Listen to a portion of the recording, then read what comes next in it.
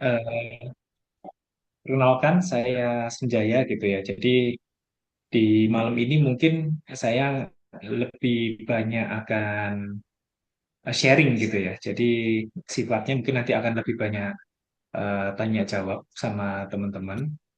Jadi akan ada beberapa hal yang mungkin akan saya share dan semoga ini bermanfaat karena kuncinya bermanfaat untuk kita semua. Dan saya yakin bahwa kita berkumpul di malam ini itu akan ada satu hal yang bisa dibawa untuk nanti dan kemudian hari akan kita bisa punya the right decision lah di dalam kehidupan. Oke, mungkin nggak berpanjang lebar. Saya CEO dari Sifra 8. Jadi Sifra 8 itu apa gitu ya? Saya di next. Ya, jadi ini profil saya sedikit. Jadi saya itu kita bergerak ya di bidang developer properti. Jadi ada beberapa project yang sudah kita selesaikan gitu. Jadi saya mulai di tahun 2012 ketika saya pulang. Saya pulang dari Australia. Pada saat itu saya ketemu sama partner saya. Jadi partner saya waktu itu tuh sepupunya dari konglomerat di Indonesia lah, salah satu grup konglomerat di Indonesia gitu. Nah, jadi di grup konglomerat itu saya belajar banyak gitu pada saat pulang dari itu karena masih fresh graduate gitu ya. Jadi saya masih nggak ngerti waktu itu apa sih developer dan lain sebagainya dan akhirnya saya belajar banyak. Nah, mungkin itu salah satu keberuntungan atau privilege sehingga saya pada saat itu bisa mengembangkan project ya. Jadi pertama itu ini urutannya nggak sama ya teman-teman. Jadi kan itu project Kispak 8 itu sebetulnya yang pertama itu Apple 8 Batu gitu ya. Nah, waktu itu grupnya mereka itu bikin mall. Nah, mallnya itu eh, sama project saya itu bersebelahan. Nah, jadi salah satu project mall yang ada di Kota Batu itu namanya waktu itu Batu Town Square, sekarang jadi Lipo Mall itu. Nah, itu sebelahan langsung dengan Apple It. Nah, itu salah satu project saya ketika saya pertama kali pulang dari Australia. Nah, jadi pada saat itu saya pulang dari Australia di tahun 2011 ya. Itu saya langsung terjun di bidang developer properti gitu. Nah, saya lulus di tahun 2011 itu di Bachelor of Commerce, Accounting and Finance. Nah, jadi saya punya beberapa sertifikat. Nah, waktu tahun 2020 berapa itu ya? 22 atau 21 itu. Waktu itu kan karena saya mungkin nggak terlalu banyak aktivitas, jadi saya tuh kuliah online. Nah, saya kuliah online di Institut Asia Malang, jadi saya punya gelar S2 akhirnya, teman-teman. Sempat mau DO juga, karena waktu itu kalau kalian teman-teman tahu, rektornya itu dari Harvard University, Risa Santoso, Bu Risa Santoso itu teman saya juga. Jadi pada saat itu saya dikasih apa ya, dikasih sama dia, udah ikutin aja deh S2 Magister Manajemen supaya bisa lebih mengerti dunia pekerjaan gitu, dunia akademis gitu. Nah, itu yang saya akhirnya lakukan gitu ya, teman-teman. Nah, jadi saya juga punya sertifikasi di tahun 2022. Itu saya 2022 ke US. Di tahun 2022 itu, sebentar, sebentar.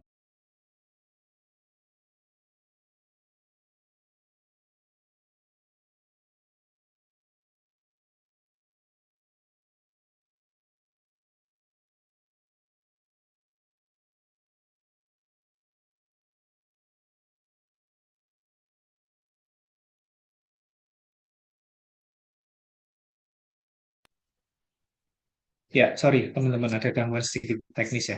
Jadi di tahun 2022 saya ke US belajar langsung NLP di Dr. Richard Bandler kalau teman-teman tahu. Jadi waktu itu saya juga merasa beruntung gitu ya, penemunya masih ada dan saya bersyukur nanti ada beberapa dari slide saya itu berkaitan dengan NLP gitu. Nah, nanti mungkin nggak berpanjang lebar, saya juga sedikit tampilkan beberapa project gitu ya, yang setelah saya lakukan. Nah, ini bisnis main pilar gitu bisnis saya, yaitu di property developer. Kita punya hospitality management. Jadi waktu tahun 2020 ya, saya pivot gitu, karena property developer ini kan punya beberapa stock unit. Nah, beberapa stok unit itu akhirnya kita pivot menjadi villa yang kita sewakan. Nah, nanti saya akan tampilkan beberapa picture-nya. Nah, terus saya juga ada di ketiga yaitu investment partner. Jadi ada beberapa dari grup teman-teman sendiri, family sendiri, yang akhirnya karena saya punya skill di dalam developer properti, mereka mempercayakan tanahnya mereka, mereka mempercayakan uangnya mereka, dananya mereka untuk dikelola, untuk akhirnya bisa kita flip di developer properti. Oke. Nah, ini yang pernah saya lakukan di Apple Eight Residence. Jadi, ini sebelahnya persis langsung di mall gitu, teman-teman. Jadi, kita punya project waktu itu sekitar 90 unit. Waktu itu di tahun 2012, saya udah berhasil menjual itu sekitar 150 miliar lah kira-kira, teman-teman. Pada saat 2012 gitu ya. Jadi, anak kuliah baru lulus gitu ya dan langsung nyebur ke dunia developer properti dan saya bersyukur gitu Tuhan baik dan Tuhan berkati jadi waktu itu akhirnya proyeknya selesai juga gitu waktu itu saya berpikir wah kalau partneran sama konglomerat gitu ya mungkin saya akan lebih banyak dikasih wejangan dikasih insight gitu ya ternyata waktu itu saya dilepasin teman-teman mungkin ya karena mereka kan punya big bisnis gitu ya, nggak ngurusin yang kecil-kecil atau snacknya. Jadi bener-bener mereka yakin banget, udah kamu yang kelola deh. Nanti saya akan cerita teman-teman di akhir gitu ya. Kenapa kok mereka itu bisa trust fresh graduate seperti saya pada saat itu mereka percaya gitu. Nah, itu nggak muncul tiba-tiba begitu. Itu ada sesuatu yang mungkin saya setelah renungkan, apa yang akhirnya mereka itu percayai terhadap saya. Nah, sehingga itu membawa pintu berkat di akhir. Nah, next lagi. Nah, ini setelah itu saya kembangkan sendiri karena saya udah ngerti ilmunya. Jadi 2 tahun berlalu langsung saya bikin sendiri yaitu Metro 8 ini villa-villa di Kota Batu juga dan saya akhirnya bisa menjual juga untuk project di Metro 8 ini. Nah, next lagi. Nah, tahun 2015 dan 2016 saya ekspansi ke Kota Malang. Nah, ini agak beda ya. Kalau tadi kan lebih banyak saya menjual itu proyek-proyek yang istilahnya itu lebih banyak second home bagi orang yang ada di Kota Surabaya. Jadi kalau yang di Kota Malang ini lebih dekat sama universitas. Jadi saya jualnya depannya ruko, belakangnya rumah-rumah. Dan ini juga cepat sekali, cuman dalam waktu setahun waktu itu sudah langsung sold out. Nah, nextnya lagi. Nah, ini project saya yang akhirnya saya kembangkan lagi Kings Park 8 ya. Ini kurang angka 8-nya, teman-teman. Jadi di Kings Park 8 ini itu bangin satu klaster yang mungkin pada saat itu tuh banyak orang itu nggak percaya gitu. Ah, masa sih kalau lokasinya nggak masuk bisa jual 2M, 3M gitu. Nah, tapi saya waktu itu punya keyakinan bahwa orang membeli itu bukan hanya karena lokasi, tapi mereka juga ngelihat satu desain, satu keunikan, diferensiasi, sehingga pada saat itu akhirnya ternyata banyak juga nih orang-orang yang dari kota Surabaya akhirnya, wah ini unik nih. Kalau rumah di kota Surabaya paling bentuknya hanya begitu-begitu aja. Nah, dan akhirnya saya dengan model yang begini, yang unik gini, yang mungkin developer besar nggak mau lakukan. Tapi saya lakukan pada saat itu. Dan akhirnya saya bisa menjual ini juga cepat sekali dan langsung pada saat itu sekitar 2 tahun lah. Dan akhirnya sold out. Dan next. Nah, ini yang saya tadi cerita sedikit ya teman-teman. Jadi saya pada saat itu pivot. Nah, ini mungkin nggak terlalu jelas ya kelihatan di dalam gambar. Tapi kalau teman-teman nanti mau lihat itu ada di Villa Carmela Batu. Di sini di tempat saya ini yang di Villa Carmela ini itu benar-benar mirip kayak di kota Bali, teman-teman. Nah, saya pivot pada saat itu juga lucu. Karena kan pada saat COVID, kita berpikir bahwa, wah, susah nih orang-orang nggak bisa keluar, orang-orang lagi di lockdown, dan lain sebagainya. Nah, tapi pada saat lockdownnya itu dilepas dan proyek saya ini akhirnya sudah selesai pada di akhir 2020, wah itu 1 bulan full villa-villa saya ini nggak ada satupun yang istilahnya itu hari kosong. Nah, dan di situ saya ngeliat gitu. Wah, ternyata kalau kita punya satu keunggulan, waktu itu nggak ada yang istilahnya punya private pool. Jadi orang kan pada ketakutan. Kalau ke hotel, mereka itu akan rame-rame untuk berenang gitu ya. Mereka akan rame-rame. Nah, tapi ketika saya pivot ini, ternyata saya menjawab kebutuhan market. Nah, ini yang saya percayai. Jadi sebetulnya ketika kita tahu di situ ada problem, kita bisa memberikan solusi walaupun di masa yang sulit, keputusan kita benar dan Tuhan berkati. Nah, itu pasti akan langsung take off gitu, teman-teman. Nah, oke, bisa next lagi. Next lagi.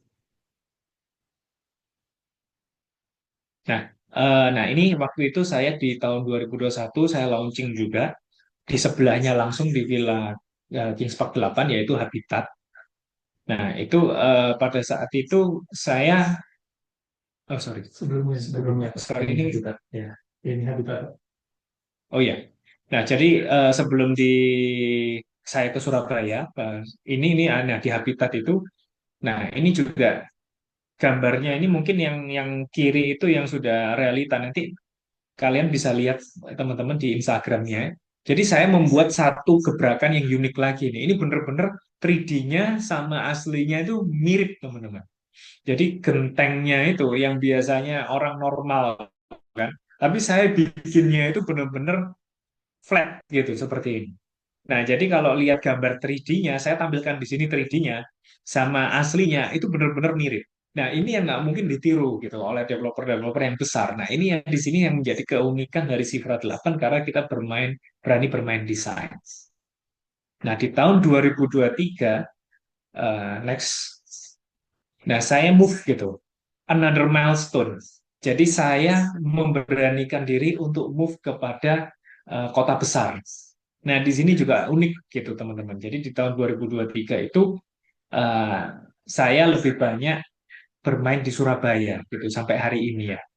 Nah, kenapa? Karena saya mencoba untuk melihat bahwa potensi di kota Surabaya ini karena besar, sehingga saya melihat, wah, ini kayaknya boleh juga nih. Nah, ini yang saya develop di tengah-tengah gempuran gajah-gajah gitu ya.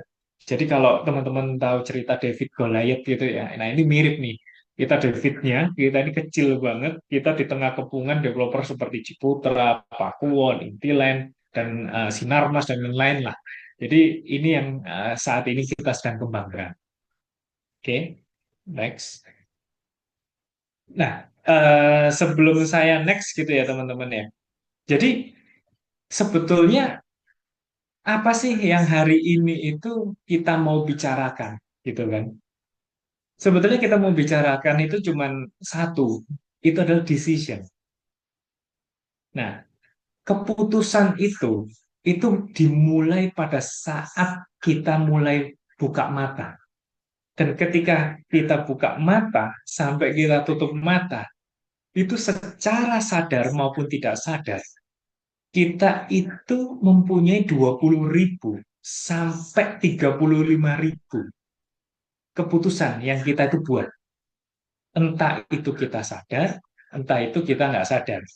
Nah, maka dari itu, keputusan yang kita buat itu betul-betul akan berdampak di dalam kehidupan kita.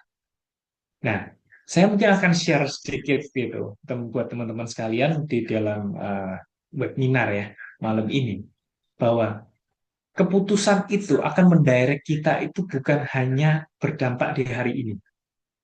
Keputusan kita itu efeknya itu seperti bola salju.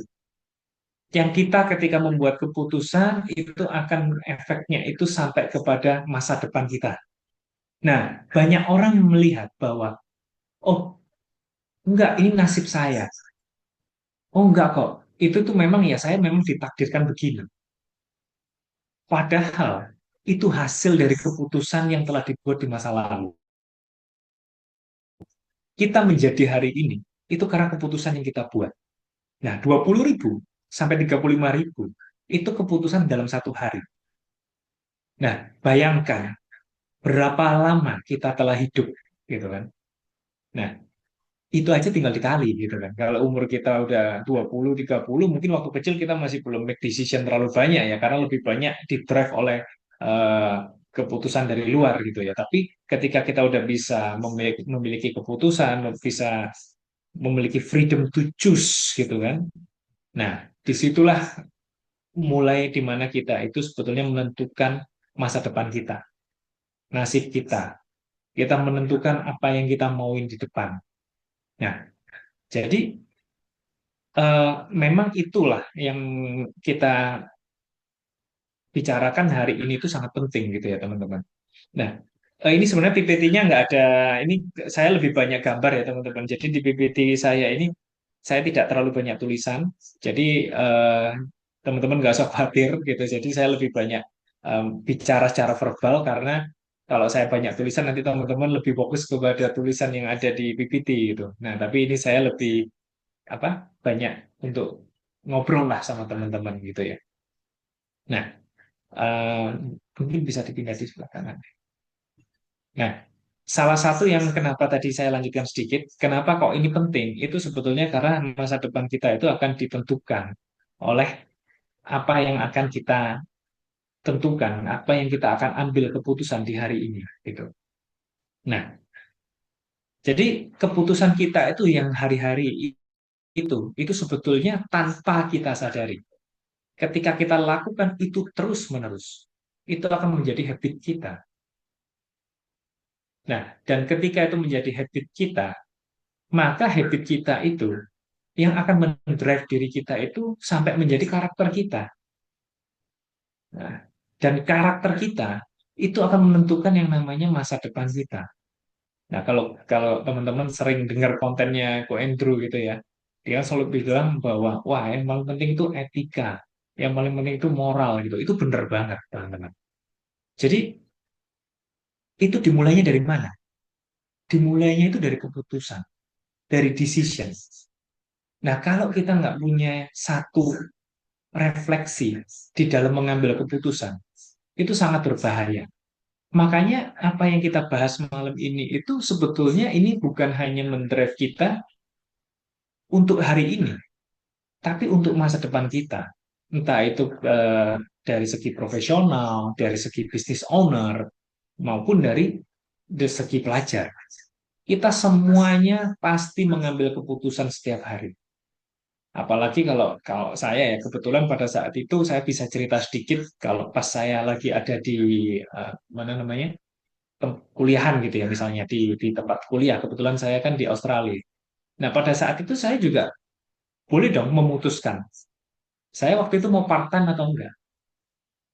Nah karena pada saat itu ketika saya misalnya memutuskan untuk enggak part-time saya juga bisa. Nah tapi saya putuskan untuk part-time dan saya bersyukur untuk hal itu. Sehingga saya ketika pulang itu saya ngerti gitu. Gimana sih kerja sama orang? Gimana sih rasanya itu melayani customer? Gimana sih caranya saya itu bekerja di mana ada aturan SOP, di mana ada aturan-aturan yang harus saya penuhi. Jadi betul-betul saya melihat bahwa keputusan pada saat itu saya ambil buahnya di hari ini. Dan yang kedua yang tadi saya cerita sedikit ya, kenapa kok saya bisa kenal gitu ya sama eh, keluarga besar dari Konglo itu salah satunya adalah ketika saya waktu itu di gereja sih teman-teman. Nah, saya nggak ngerti, saya waktu itu hanya melayani aja, saya pelayanan dan saya banyak melakukan kegiatan-kegiatan yang istilahnya saya nggak mikir nanti ke depannya akan gimana. Pokoknya saya mau do the best gitu. Karena saya ketika melakukan do the best, ya Tuhan waktu itu saya nggak mikir pada saat itu akan seperti apa masa depan saya. Dan ternyata Tuhan itu maha baik sehingga Tuhan itu malah mempertemukan saya gitu. Dan mungkin karena itulah pada saat saya mengambil keputusan untuk serve others, untuk saya melayani orang lain. Jadi waktu saya pelayanan itu saya melayani karena di Australia itu kan susah ya teman-teman ya.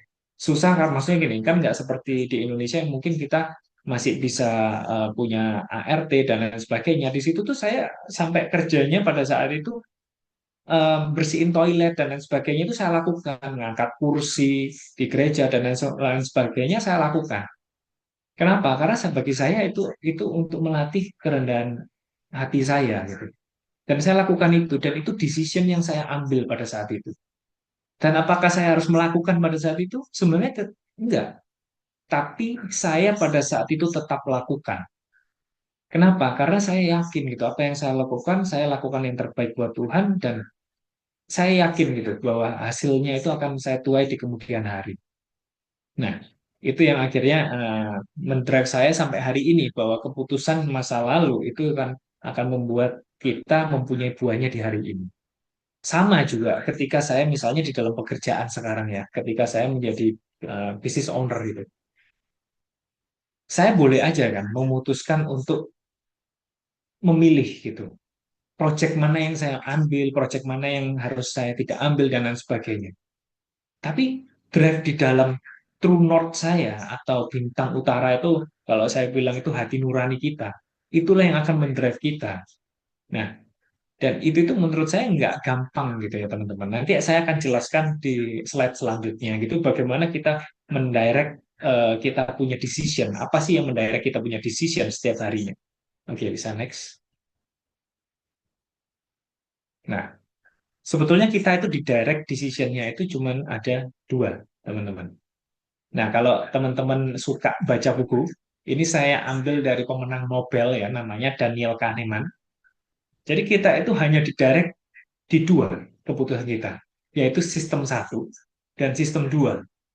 Kalau teman-teman gampangnya gini, sistem satu itu adalah sistem yang istilahnya itu kita ambil secara bawah sadar, cepat, otomatis, intuitif dan emosional gitu ya. Nah, itu yang kita tuh nggak perlu energi besar untuk kita memutuskan. Sistem dua itu adalah yang slow thinking, yaitu yang lambat, yang logis, dan yang analitis gitu kan. Nah, jadi kita itu di dalam kehidupan sehari-hari, kita tuh pasti akan ada dua sistem ini. Yang kita ambil keputusan itu pasti ada dua ini. Nah, kalau kita mau ngambil big decision, misalnya nih kita mau ngambil keputusan bisnis gitu ya, yang ada hitung-hitungan berapa ROI kita menghitung, nah itu pasti kita ngomongnya sistem dua dong. Karena itu memerlukan energi, karena itu memerlukan analisa. Nah, kalau sistem satu, itu seperti kita kalau bangun pagi. Kita nggak usah mikir lagi kan setelah bangun pagi, kita itu maunya ngapain. Misalnya, bangun pagi kita mau berdoa, atau kita mau sikat gigi, mau rapi-rapi badan, dan lain sebagainya. Nah, itu udah nggak perlu mikir, teman-teman. Nah, itulah sistem satu. Nah, bahayanya kalau kita tidak mempunyai refleksi diri yang bagus, sistem satu ini akan mengarah ke sesuatu yang sebetulnya kita tidak mau, yang kita tidak harapkan gitu. Nah, saya ambil analogi gitu ya. Di dalam pemikiran kita pasti kepengen dong kalau misalnya nih kita ngomong orang mau mau punya badan yang bagus, mau kurus gitu ya. Semua orang pasti mau gitu kan. Karena kenapa saya ambil analogi ini? Karena di 2 bulan lalu itu saya masih beratnya kelebihan 10 kilo gitu teman-teman. Sekarang udah turun. Jadi saya ambil analogi yang saya pernah lakukan. Nah, kepala saya itu kepengen sebetulnya untuk kurus gitu kan. Nah, itu yang dilakukan yang keputusan yang pasti kita semua itu mau, kita mau hidup sehat gitu kan. Nggak ada lah di tempat ini yang mau kan. Kalau kita sakit-sakitan, hidup nggak sehat nggak sih nggak mau dong. Nah, tapi sistem satu saya itu menolak ketika bangun pagi. Ya, sistem satu saya itu yang otomatis ya saya tidak lakukan ambil sepatu olahraga, persiapan untuk ke gym dan untuk saya jalan ke tempat gym. Nggak seperti itu. Nah, akhirnya yang terjadi adalah keputusan yang saya sudah buat tadi itu melawan tubuh saya. Kepala saya kepengennya hidup sehat. Kepala saya kepengennya saya mau eh, kurus. Tapi tubuh saya, sistem satu saya itu melawan. Hati saya secara emosional, sistem satu saya, itu melawan. Oh, enggak lah, kan masih ada hari besok. Kan masih bisa beberapa hari lagi. Kamu kan nanti bisa bisa bisa nanti lihat tuh teman-teman kamu masih banyak kok yang belum apa bisa sehat. Nanti aja masih banyak kok teman-teman. Nah, itulah berbahayanya ketika kita nggak mengetahui sistem satu dan sistem dua ini itu cara mereka bekerja seperti apa. Nah, jadi penting sekali supaya kita itu mempunyai refleksi diri. Sistem satu kita ini apakah menuju ke hal yang kita mau atau enggak? Karena sangat berbahaya ketika kita tidak mengetahui atau kita tidak mindful ya bahasanya zaman sekarang itu mindful. Pemikiran kita itu bermanfaat nggak sih sebetulnya? Menuju ke yang kita mau nggak? Jadi cuma dua kata kunci itu aja teman-teman. Yang pertama adalah bermanfaat atau tidak. Dan yang kedua adalah menuju yang kita mau nggak? Nah, jadi malam ini tuh kita belajar dan mengawasi cara kita berpikir. Kita berpikir cara kita berpikir. Nah, itu bahasanya. Jadi karena kalau kita tidak memahami, tidak aware bahwa bagaimana cara kita berpikir ini tuh bisa menuju ke hal yang justru bukan yang kita maui, wah itu akan sangat berbahaya. Ya, makanya malam ini kita akan lebih diskusi mengenai hal ini. Oke, bisa next. Nah, sebelum menuju ke hal yang lebih dalam lagi tentang mengambil keputusan, mungkin saya akan bicara sedikit tentang the map is not the territory gitu ya. Nah, apa sih the map is not the territory ini? Gitu. Jadi the map is not the territory itu adalah gini. Bahasa Indonesia yang ini. Peta itu bukan teritori yang sesungguhnya. Nah, apa itu artinya? Kok kelihatannya agak sedikit membingungkan gitu kan? Apa sih sebetulnya the map is not the territory? Jadi analoginya seperti ini teman-teman. Ketika saya memberikan salah satu orang, misalnya si A gitu aja ya, peta Indonesia, tapi yang di dalam peta Indonesianya tadi itu hanya Pulau Jawa, maka yang dia ketahui peta Indonesia adalah peta Jawa. Nah, dan ketika saya berikan peta Indonesia ke si B, dan si B ini di dalamnya saya berikan petanya adalah peta Indonesia tadi itu sebetulnya hanya peta Kalimantan di dalamnya. Maka yang dia ketahui adalah Pulau Kalimantan. Nah, pertanyaannya kan begini. Berarti yang benar itu yang mana? Peta Indonesia itu menurut si A adalah Pulau Jawa, menurut si B itu adalah Pulau Kalimantan. Nah, sebenarnya ketika kita mengetahui hal ini, dua-duanya itu tidak ada yang benar dan tidak ada yang salah. Kedua-duanya itulah benar menurut peta masing-masing. Itulah yang dimaksud dengan the map is not the territory. Nah, jadi kalau hari ini kita mengambil keputusan apapun yang kita ambil, itu pasti benar menurut kita masing-masing, menurut map kita masing-masing, menurut teritorial kita masing-masing.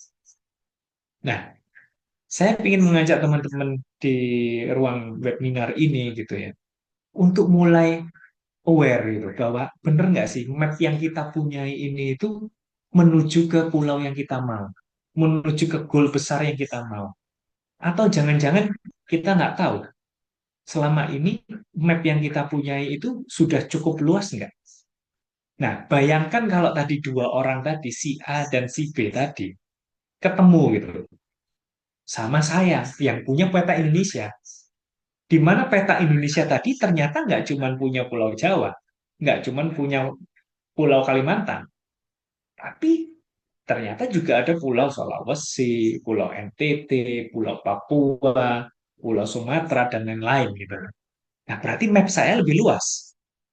Nah, ketika map saya lebih luas, maka orang yang dua tadi bertengkar tadi menurut peta masing-masing akan lebih tahu, oh ternyata map kita itu kurang luas.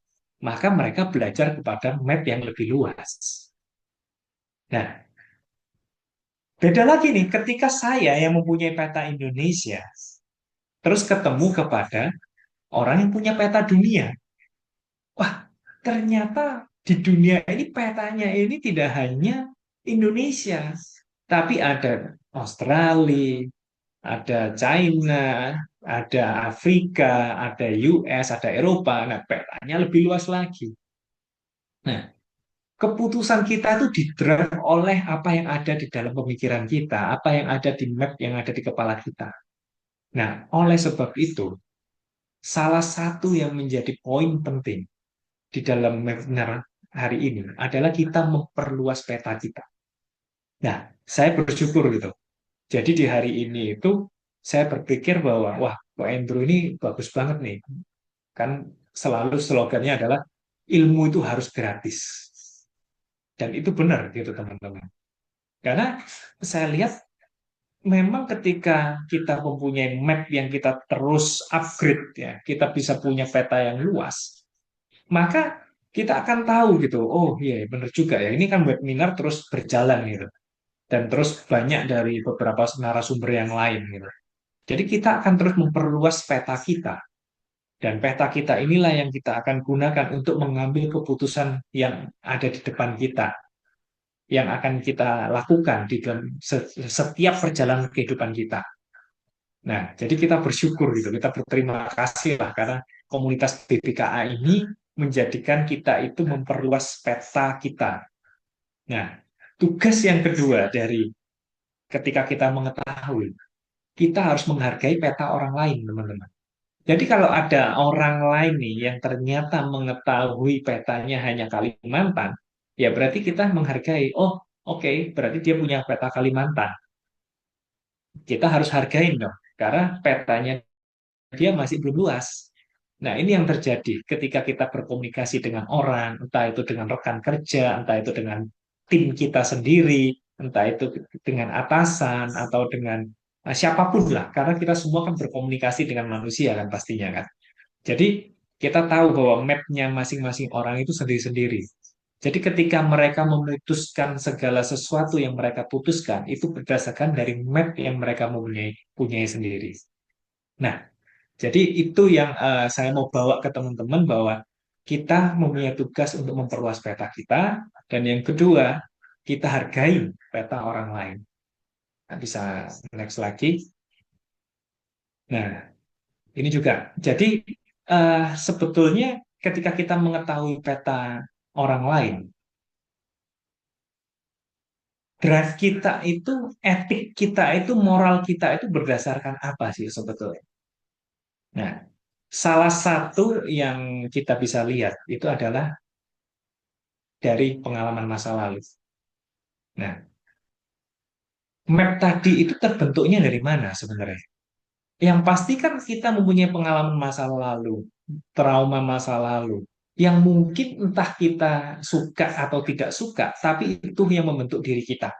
Entah ketika di masa lalu kita itu dijauhin, entah masa lalu kita itu dibully kalau zaman sekarang, entah masa lalu kita itu ditolak. Nah, itu akan membentuk diri kita di hari ini. Dan itulah yang akan membuat diri kita itu tidak bisa take off, tidak bisa maju ke depan, tidak bisa lari. Karena apa? Karena masih menggantung. Karena masih ada pengalaman masa lalu yang tidak sesuai dengan apa yang kita harapkan. Nah, maka dari itu kita perlu yang namanya moral atau etik kompas ini gitu ya. Bisa juga dari sosok otoritas. Jadi kita misalnya punya apa pendeta atau kita punya kiai atau kita punya orang yang kita hargain, entah itu mentor, entah itu coach, entah itu dokter, entah itu lawyer kalau di bidang hukum, entah itu kita punya sosok atau orang tua bahkan sosok yang kita hargai, itu juga bisa mendrive kita punya keputusan. Dan kita ya, pasti di sini punya nilai dan keyakinan juga. Itulah yang mendrive kita. Tapi di lingkungan hari ini, yang menurut saya bisa mendrive kita itu salah satunya adalah media sosial. Kalau kita tidak hati-hati, apa yang kita masukkan, mungkin kita nggak sadar gitu teman-teman. Apa yang kita masukkan ke dalam pikiran kita, entah itu kita lihat YouTube, entah kita lihat Instagram, TikTok, dan lain sebagainya, itu akan berpengaruh terhadap keputusan kita. Karena secara sadar atau tidak sadar, itu akan sangat eh, bisa mendrive gitu. Misalnya nih yang paling sering terjadi itu gini. Kita lihat orang itu sukses gitu ya, punya banyak rumah, punya banyak mobil, jam tangan dan lain sebagainya. Nah, ketika kita tuh kepengen itu sebagai satu inspirasi itu nggak masalah. Tapi kalau kita menghalalkan segala cara untuk mendapatkan hal itu, nah itulah yang menjadi masalah. Nah, makanya kalau kita nggak menggunakan sosial media ini dengan wise, dengan bijak, maka itu bisa menjadi bumerang bagi kita. Ada lagi kalau kita di-drive oleh emosi ya. Emosi ini juga sering, teman-teman. Jadi kalau saya bilang emosi di sini itu bukan hanya kegiatan marah-marah gitu ya, teman-teman. Kalian bisa bayangkan kalau misalnya kita masuk ke Indomaret, Alfamaret gitu ya. Nah, di awal teman-teman tahu kan, pasti kita misalnya ingin belinya apa ya, minuman gitu ya.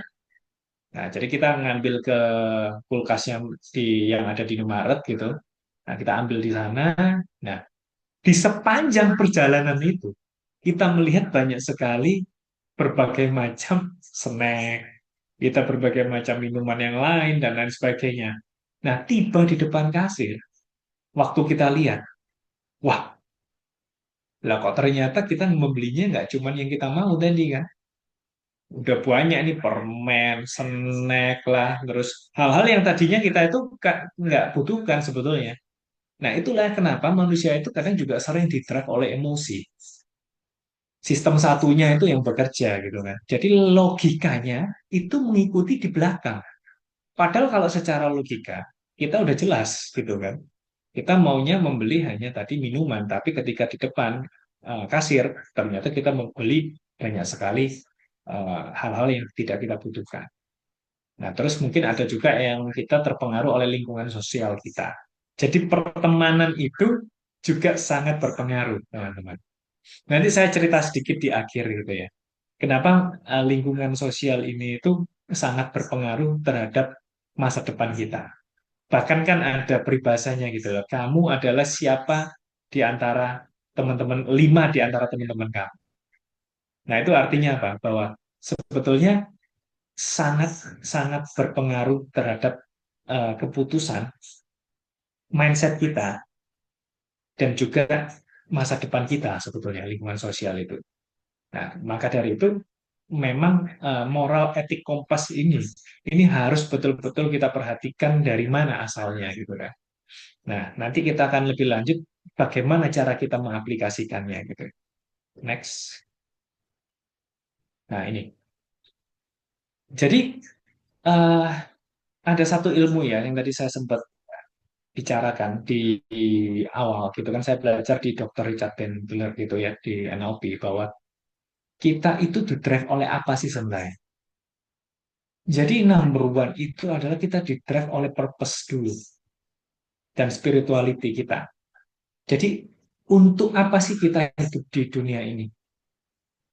Baru turunan ke bawahnya itu identitas, turunan ke bawahnya lagi ada belief atau value, bawah lagi itu adalah skill atau kapabilitas, ke bawahnya lagi itu adalah behavior, dan ke bawahnya itu adalah environment, di mana dan kapan. Nah, kebanyakan orang itu langsung ingin melihat perilaku. Oh, saya ingin dia itu rajin. Oh, saya ingin tadi tuh, kalau misalnya kita ambil contoh hidup sehat gitu ya. Behaviornya, perilakunya apa? Saya ingin ke tempat gym, naik di atas treadmill, saya berjalan di atas treadmill selama 45 menit sampai 1 jam. Itu behaviornya yang kita inginkan. Nah, tapi pertanyaannya, apakah beliefnya udah sampai ke sana? Value-nya udah nyampe belum? Identitasnya itu sama nggak? Purpose-nya itu sudah sesuai belum?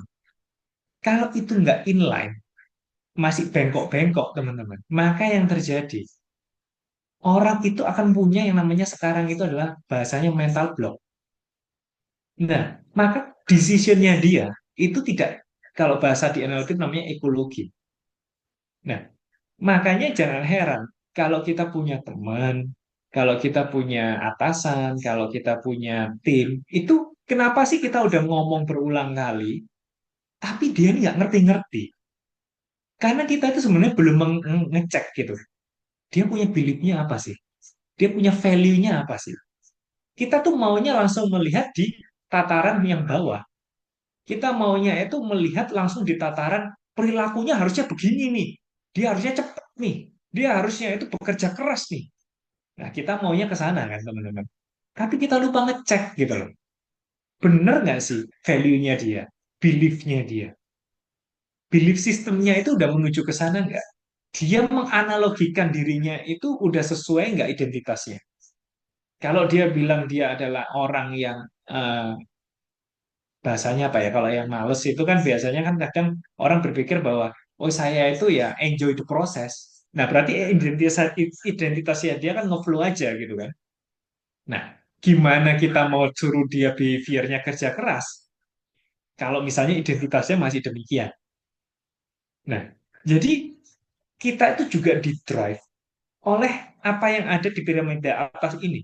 Semakin kita inline, semakin kita sesuai sampai dari atas sampai ke bawah ini, semakin kita akan melakukan segala sesuatunya itu dengan tanpa paksaan gitu ya. Karena kita udah bener nih. Hati kita bener, belief kita bener, identitas kita bener, purpose kita, spiritual kita bener. Udah pasti itu akan inline gitu.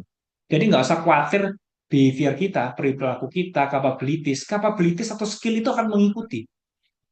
Jadi ini ada satu cerita nih teman-teman. Ada satu tim saya itu ya. Dia itu mempunyai keyakinan bahwa sebetulnya dia ini tidak bisa melakukan yang namanya kegiatan administrasi.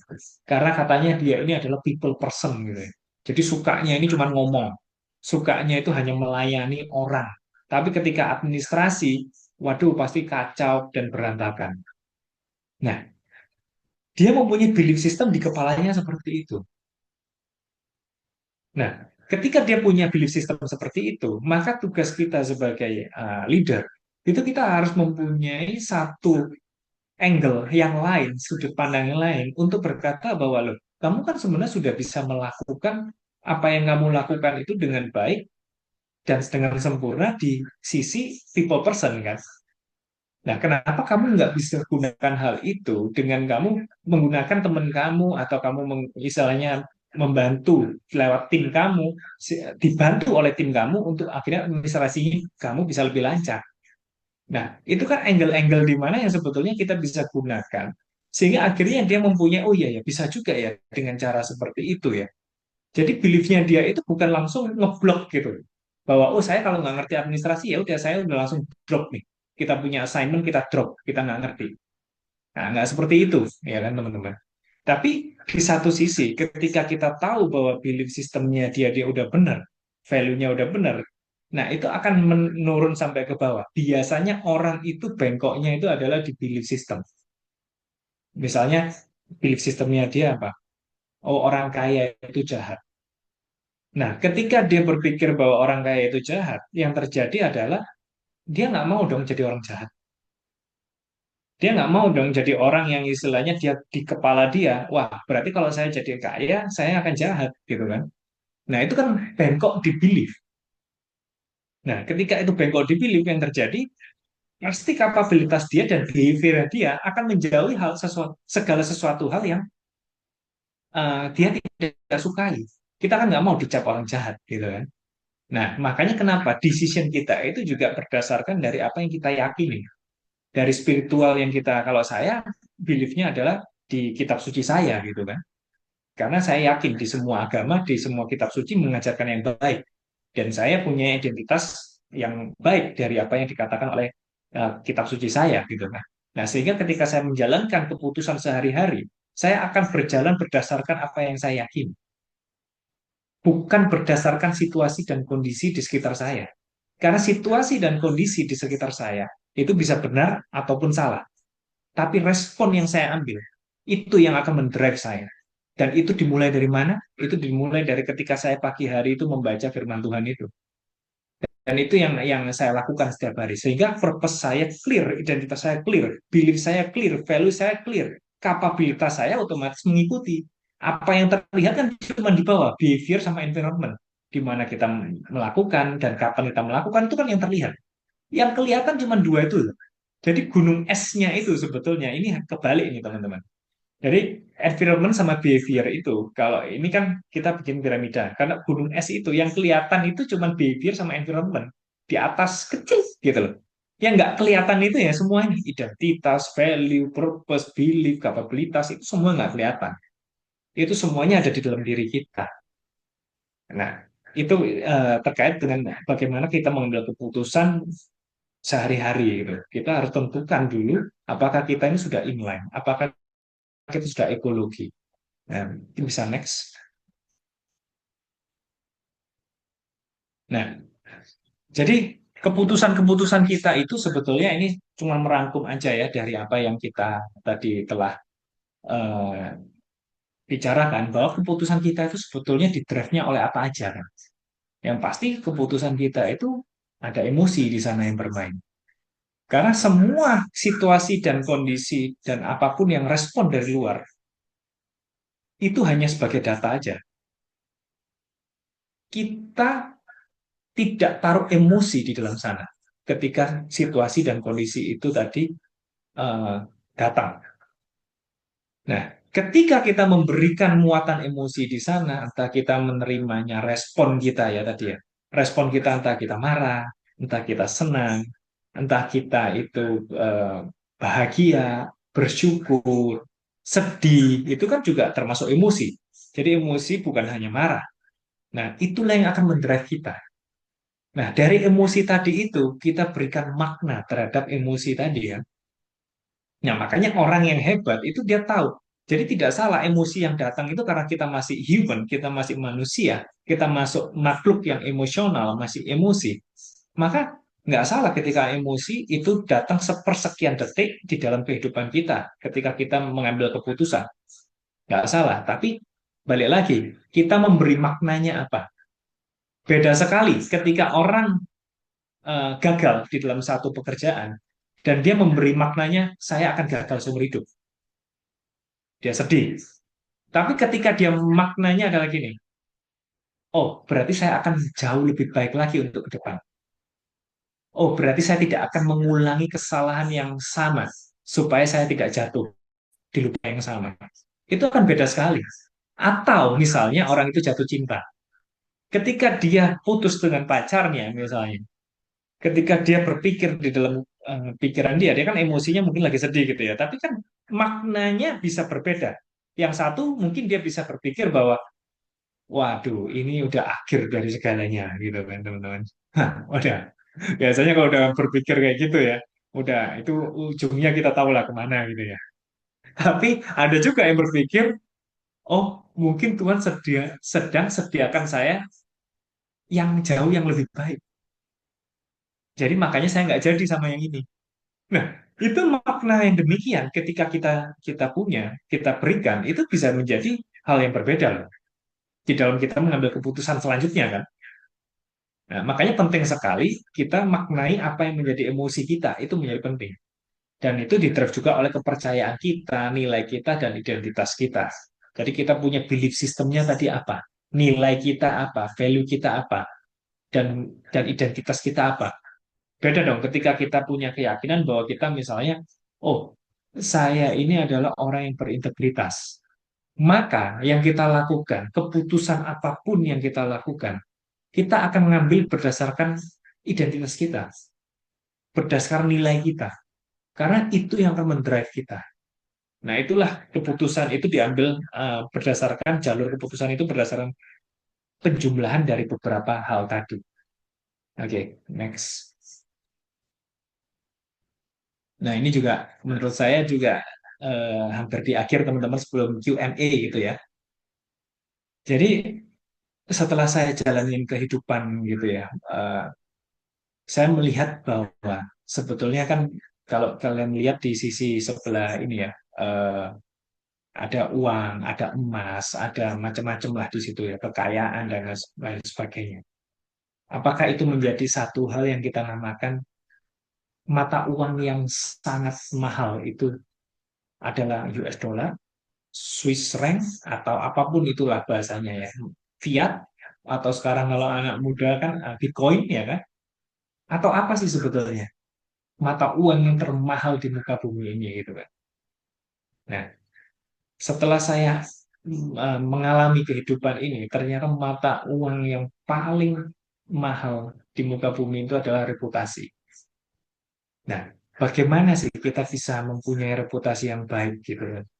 Jadi salah satu yang menjadi poin penting dari reputasi itu adalah bagaimana kita memutuskan kehidupan kita itu berjalan sesuai dengan value yang benar nggak sih?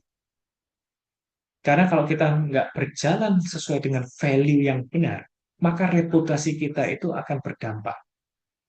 Karena kalau kita misalnya berpikir, oh saya mau menang sendiri, saya nggak mau win-win sama orang lain, maka reputasi kita akan berdampak.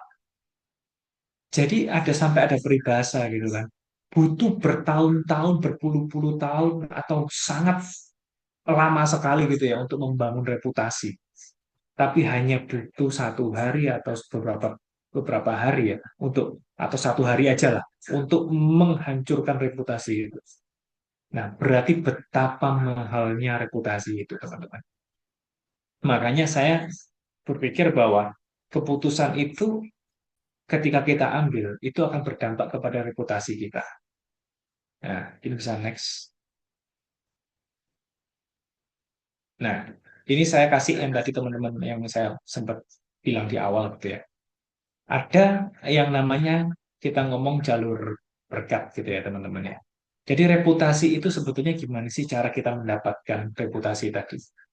Jadi kalau saya lihat beberapa konten dari Ko Andrew sendiri gitu ya, itu saya sangat sepakat dan setuju bahwa integritas itu menjadi satu hal yang kunci dan yang pokok di dalam kita mengambil keputusan. Karena tanpa integritas, kita tidak akan bisa direspek oleh orang lain. Nah, integritas itu mungkin tidak mudah di dalam kita mengambil keputusan. Bisa aja kita rugi ketika kita melakukan integritas.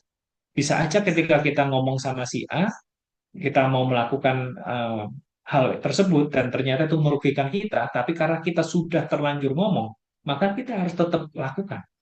Itulah integritas. Di belakang dan depan itu sama. Do what you say. Nah, itulah integritas. Jadi melakukan apa yang kita lakukan dan itulah mata uang yang menurut saya sangat mahal dan langka. Jadi kita para kebetulan saya pebisnis gitu ya. Kita para pebisnis itu tuh meyakini. Nanti di akhir saya kasih lihat juga apa sih yang saya dapatkan gitu ya dari negeri Cina. Kemarin saya ada ke China sama Bro Andrew gitu. Itu hampir di seluruh company, bahkan the big company pun kayak Tencent, BYD, mereka taruh poin integritas di dalam value culture mereka. Mungkin integritas itu membuat kita tidak disukai oleh orang lain karena kita berintegritas. Tapi saya yakin mereka akan respect terhadap kita. Dan jalurnya apa? Ketika mereka sudah respect dengan kita, maka mereka akan memberikan kepada kita trust, kepercayaan. Nah, ini yang mungkin menjadi kunci ketika saya yang tadinya itu hanya fresh graduate, bahkan belum lulus pada saat itu. Kenapa saya dipercaya gitu? Ya karena saya melakukan segala sesuatunya dengan integritas pada saat itu.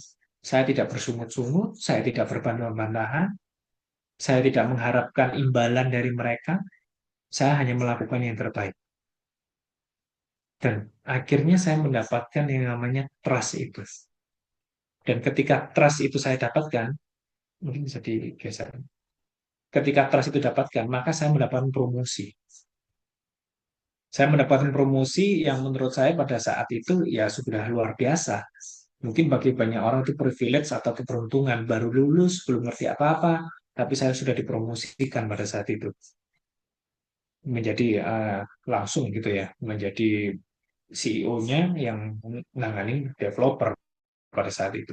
Dan disitulah Tuhan memberikan saya pintu berkat. Dan promosi tersebut akhirnya memberikan saya banyak sekali eh, berkat secara finansial. Dan sampai hari ini saya merasa bahwa itu poin penting di dalam kehidupan saya, bahwa integritas itu adalah kunci untuk kita mendapatkan trust. Nah, Jadi teman-teman, salah satu yang penting adalah bagaimana kita itu harus mempunyai yang namanya itu integritas di dalam kita itu bekerja dan mengambil keputusan. Jadi kalau keputusan seperti apa sih yang kita mau ambil, nilai seperti apa? Mungkin salah satu dan yang paling penting yang bisa saya eh, berikan kepada teman-teman di malam hari ini itu adalah integritas ini. Jadi kalau teman-teman lupa gitu ya semua yang apa saya katakan, tapi selalu ingatlah bahwa integritas akan membawa kita kepada pintu trust dan trust akan membawa kita kepada pintu berkat akhirnya. Oke, nextnya. Nah ini teman-teman, kemarin ini mumpung masih fresh gitu ya, saya sedikit aja sih cerita nggak panjang lebar gitu ya. Teman-teman di sini udah pasti kenal semua lah ya sama Ko Andrew gitu.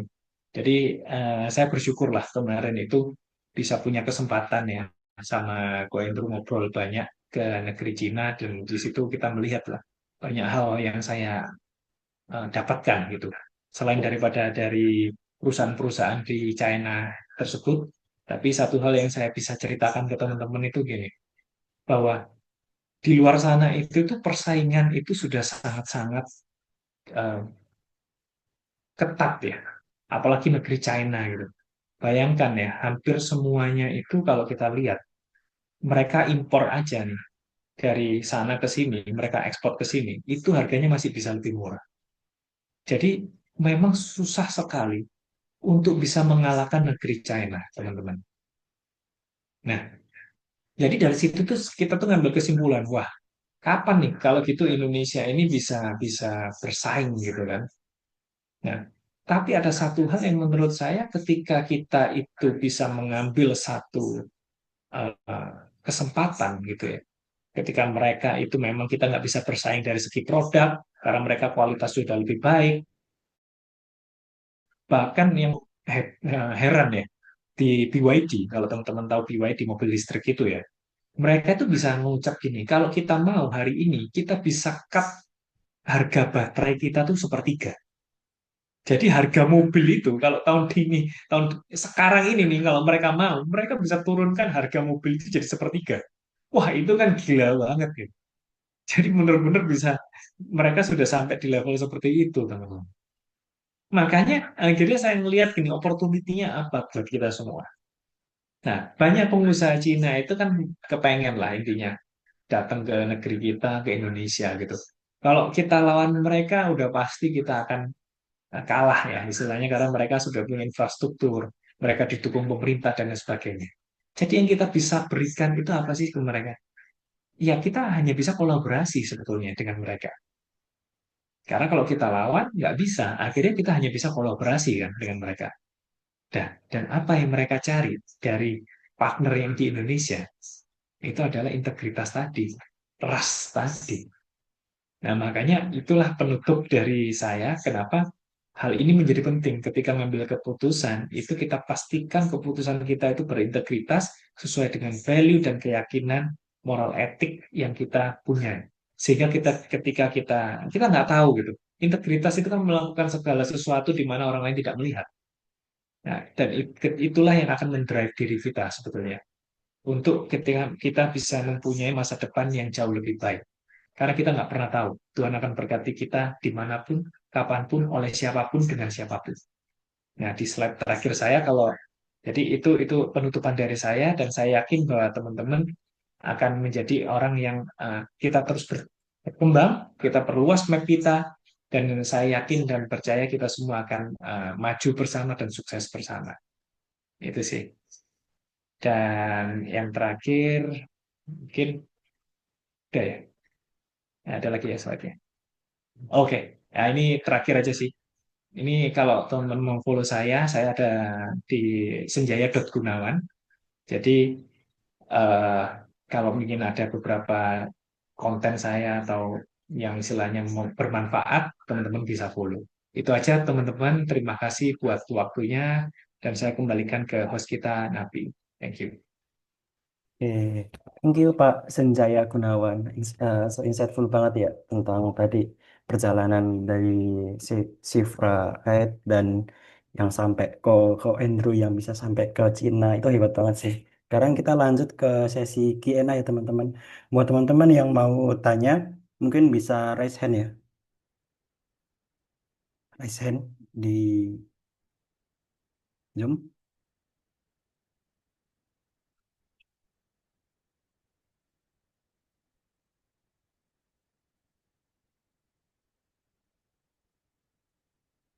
Buat teman-teman yang mau tanya mungkin bisa raise hand. Ada yang mau nanya teman-teman? Ah, itu Waduh. sudah cukup. Oke kok, ini saya bacain ya kok. Ada dari Chandra 5 nih. Mau tanya kok, ada rekomendasi buku nggak kok buat mempelajari lebih lanjut apa yang kok ajarkan? Wih, mantap. Ya, ini salah satu bukunya ya yang sempat saya sebutin pemenang Nobel tadi. Itu dari Daniel Kahneman. Judulnya itu Thinking Fast dan Thinking Slow. Nah, itu salah satu yang bisa untuk dibaca lah. Karena saya lihat udah banyak lah di Indonesia ini yang udah diterjemahkan di bahasa Indonesia. Itu bisa sih. Oke. Buat teman-teman yang lain?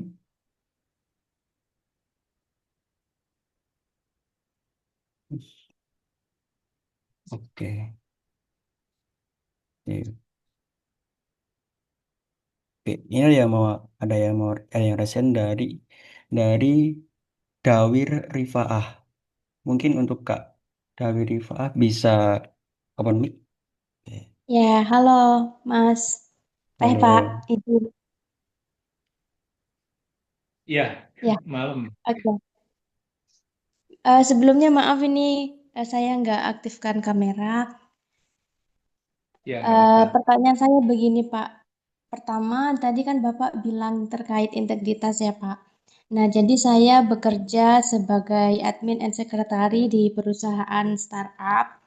Nah, terus em, apa namanya? Itu kan job desk-nya ada, cuman karena ini perusahaannya itu merintis, jadi kayak aktivitasnya itu nggak terlalu banyak gitu loh Pak. Jadi sehingga ketika saya itu dalam artian tidak terlalu banyak kegiatan, itu kan bingung ya Pak, kayak harus mau kayak gimana gitu, harus ngapain lagi. Seiring direktur saya ini pindah-pindah kota, misalnya dia di Jakarta, terus dia di China atau di Singapura kayak gitu Pak. Jadi nggak diawasi langsung.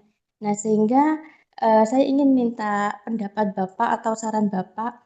Kira-kira hal baik seperti apa untuk mempertahankan integritas itu sendiri ketika kita sedang nganggur nih di apa ya di pekerjaan itu. Seperti itu Pak. Terima kasih. Ya, oke, makasih Dawir pertanyaannya ya. Jadi ini menurut saya cukup bagus nih pertanyaannya gitu kan, dan relevan lah untuk banyak orang. Jadi apa sih yang kita mau lakukan ketika bos sendiri itu nggak melihat gitu kan? Nah, salah satunya sih yang pasti ketika kita itu eh, nggak tahu gitu, kita mau melakukan apa. Yang pasti kita mesti tanya dulu ke atasan kita, ke leader kita, Pak, ada lagi nggak yang kita bisa kerjakan? Jadi atasan kamu itu pasti akan seneng nih. Oh, ternyata kamu ini proaktif ya. Nah, karena kamu tahu kan bahwa kamu nggak diawasin, tapi kamu nanya gitu.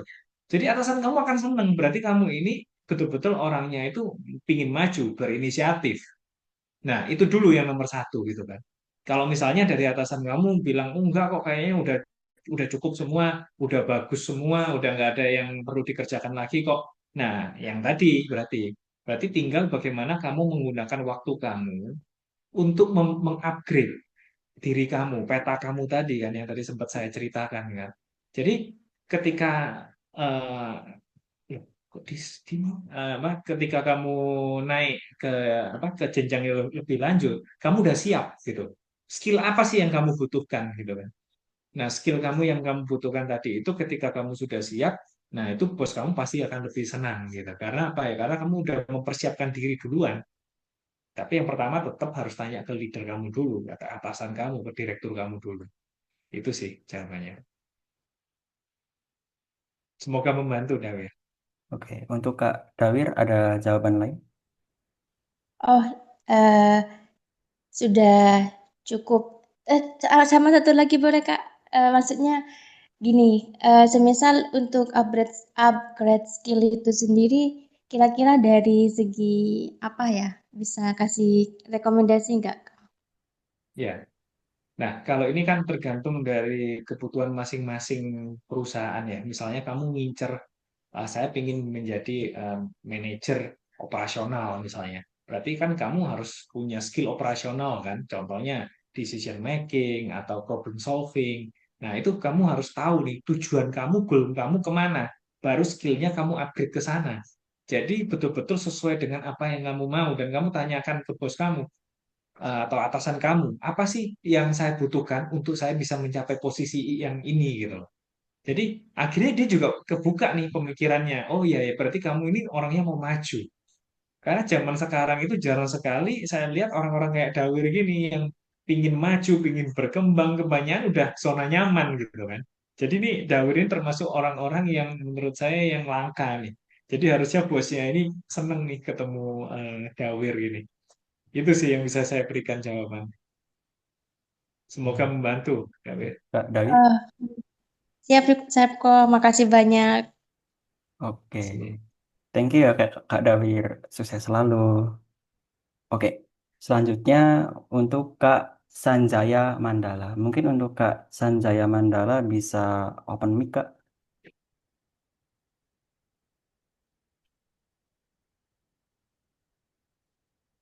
Halo? Oke, Oke, tes. Udah dengar, Kak? sudah. Iya, udah dengar. Oke, izin bicara untuk moderator kepada pemateri Ko Senjaya. Namanya cukup kurang lebih sama ya, Ko. Nama saya Senjaya, nama Koko Senjaya. Mirip-mirip nih. Beda, iya aja, beda. Ada iya aja. Oke, Ko. Sebelumnya thank you atas insight-nya yang sangat powerful, sangat bermanfaat bagi saya juga teman-teman lainnya. Saya ingin tanya kok tentang integritas gitu. Eh, Ketika kita sudah memiliki integritas, tuh kan, kita sudah membangun sebuah integritas yang sudah lama gitu. Tapi ketika ada suatu waktu kita eh, melakukan keputusan yang salah gitu, sehingga membuat integritas kita menjadi turun bahkan hancur gitu. Nah, dari Koko sendiri, kalau misalnya integritas kita udah hancur gitu, bagaimana caranya untuk membangun kembali gitu? Karena kan sebelumnya kita sudah punya integritas, so tiba-tiba hanya karena satu keputusan yang salah, kita integritas kita jadi hancur gitu. Jadi kalau dari sudut pandang Koko, bagaimana cara mengatasi itu? Sekian, terima Ya, kasih. ya. Wah, thank you nih. Sanjaya ini termasuk namanya mirip ya dengan saya nih. Bidokon. Apa? Bidokon. Ya, jadi kalau saya lihat salah satunya ya, kayak gini. Ini kejadian yang menurut saya sih hampir semua orang itu mengalami. Artinya kan integritas itu bukan tujuan akhir saja, tapi integritas itu sebuah proses yang terus-menerus kita bangun gitu kan. Dan kita sebagai manusia, termasuk diri saya sendiri, nggak mungkin itu melakukannya semuanya itu selalu perfect, selalu sempurna. Ketika saya melakukan itu berarti saya jadi Tuhan dong ya. Kan nggak mungkin kan. Nah, bagaimana caranya kita mengembalikan itu? Itu hanya bisa dikembalikan oleh waktu. Jadi tetap do your best. Lakukan yang terbaik. Jadi jangan berhenti, jangan menyerah untuk kamu tetap melakukan yang terbaik, untuk selalu memberi yang terbaik, untuk melayani yang terbaik, dan untuk berkorban yang terbaik. Jadi itu kuncinya. Karena suatu saat orang juga pasti akan melihat bahwa kesalahan masa lalu itu tidak mencerminkan masa depan kamu kan. Orang tetap bisa berubah. Orang tetap punya kesempatan yang sama untuk masa depannya. Kamu harus bisa, istilahnya kalau kamu sudah melakukan kesalahan, yang pasti kamu harus lakukan, kamu harus minta maaf ke orang yang kamu telah lakukan kesalahan tadi kan. Supaya orang itu juga merasa bahwa ada empatinya gitu loh kepada kamu gitu kan. Dan kamu harus betul-betul melakukan yang terbaik yang kamu bisa dan biarkan Tuhan yang melakukan sisanya gitu. Karena untuk merubah hati orang itu hanya Tuhan yang bisa. Nah, itu sih Sanjaya. Semoga bermanfaat ya buat kamu. Oke, thank you Tio atas masukannya. Sama-sama. Oke, thank you ya Kak Sanjaya. Sukses selalu ya. Oke, next kita akan ke Kak Haswatul Fadila. Mungkin untuk Kak Haswa bisa open mic Kak.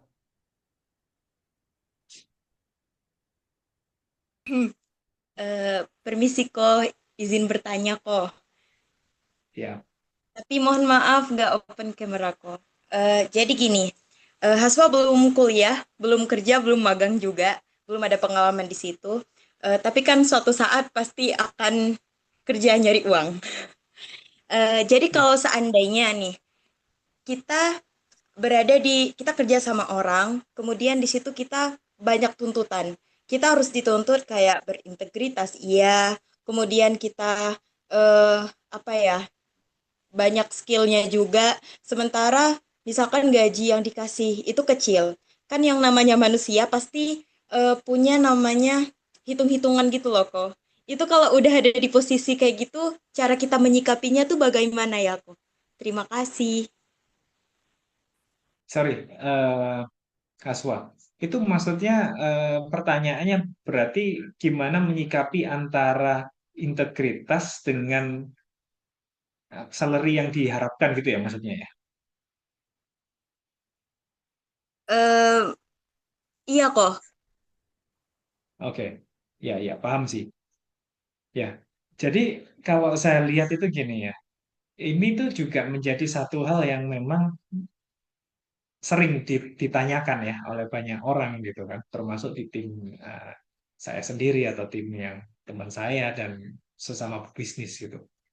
Nah, sebetulnya kita pebisnis itu udah pasti suka dengan orang-orang yang berintegritas karena itu barang langka, karena itu adalah sesuatu yang istilahnya itu kita cari gitu. Bahkan kita yang mencari gitu, Mas. Dan nggak mungkin kita itu tidak yang namanya mempertimbangkan rewardnya atau compensation and benefitnya. Udah pasti kita itu, kalau kamu mempunyai bukan hanya integritas ya, tapi kamu juga harus punya skill dong. Kamu harus punya manfaat, kamu harus punya value buat perusahaan kamu. Itu nggak usah kamu yang menawarkan gitu, nggak usah kamu yang minta gitu ya. Tapi bos kamu sendiri itu pasti akan ketika misalnya nih kamu bilang ada opportunity lain lah dan lain sebagainya. Bos kamu itu juga pasti akan khawatir karena nyari orang kayak kamu itu nggak mudah gitu, nggak gampang gitu kan. Nah di situ sih biasanya sih. Makanya kalau saya lihat pasti akan dipertahankan, tapi jangan kebalikannya ya, Aswa ya. Kalau misalnya malah bos kamu merasa kalau nggak ada kamu sih nggak apa-apa, masih ada banyak yang lain, wah berarti kamu nggak membawa value gitu buat perusahaan. Karena tadi yang saya bahas hari ini itu kan lebih kepada di moralnya, di etiknya gitu. Tapi satu hal yang menurut saya penting lagi itu adalah kompetensi, value kamu. Kamu harus juga mempunyai value buat perusahaan kamu sehingga ketika perusahaan kamu itu membutuhkan skill tersebut, kamu tuh mempunyai value itu gitu. Jadi ada integritasnya, ada karakternya, ada etiknya, tapi kamu juga punya kompetensinya. Dan bagi saya itu satu hal yang menurut saya 50-50. Karena bagaimanapun hari ini itu nggak bisa hanya cuman karakter, tapi kamu juga harus punya yang namanya kompetensi. Itu Aswa jawabannya. Oke, untuk Kak Haswa ada masukan lagi? Baik kok, terima kasih. Udah menjawab kok. Juga makasih host telah mengizinkan saya untuk bertanya. Oke, oke, sukses selalu ya Haswa. Oke, oke. Em, Selanjutnya untuk Kak Aryas Dinata. Mungkin untuk Pak Aryas Dinata bisa open mic Kak.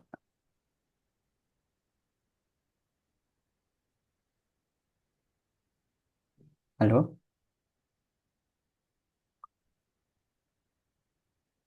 Halo, selamat malam.